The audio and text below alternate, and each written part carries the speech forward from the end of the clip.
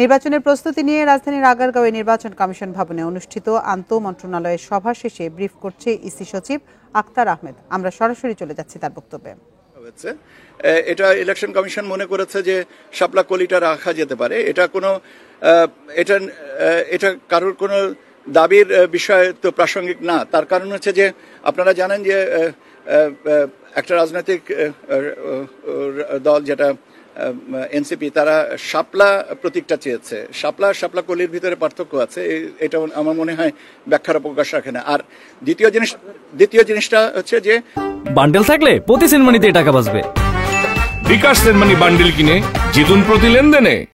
অন্যান্য রাজনৈতিক দল যদি এভাবে দাবি করতে থাকেন, তো সেটা বলতে তো পারেন সবাই অনেক কিছু। সেটা যদি কমিশনের বিবেচনায় মনে হয় যে তারা চিন্তা করবেন, তাহলে সেটা সময়ের ব্যাপার। এটা তো অগ্রিম কোনো কিছু বলার সুযোগ আমার মনে হয় না যে আছে।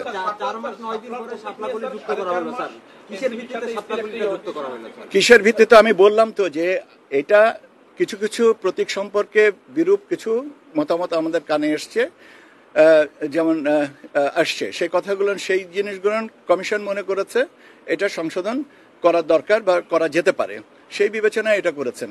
এখন আপনি যদি বিবেচনার প্রেক্ষাপটটা জানতে চান যে বিবেচনাটা কেন করা হয়েছে, এটা বললাম। এখন যেহেতু বিরূপ কিছু সমালোচনা আসছে, সেই জন্য এটা বাদ দিয়ে কিছু নতুন কথাও আসছে, সেটা কিছু বিয়োজন কিছু সংযোজন এই করে 119টাতে এসছে।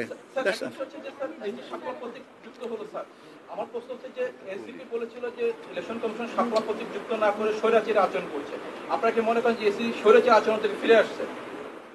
এটা ব্যাপার হচ্ছে যে কোনো একটা রাজনৈতিক দলের মন্তব্যের উপরে আমার কি মতামত করা উচিত, মন্তব্য দেওয়া উচিত?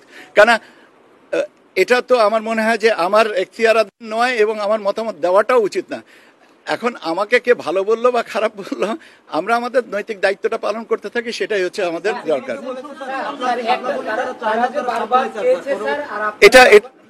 এটা কে চেয়েছে বা না চেয়েছে, নির্বাচন কমিশন মনে করেছে যে শাপলা কলির সাথে আরো কিছু নতুন আপনার কি বলে সিম্বল অন্তর্ভুক্ত করা হবে, সেটা করা হয়েছে। এখন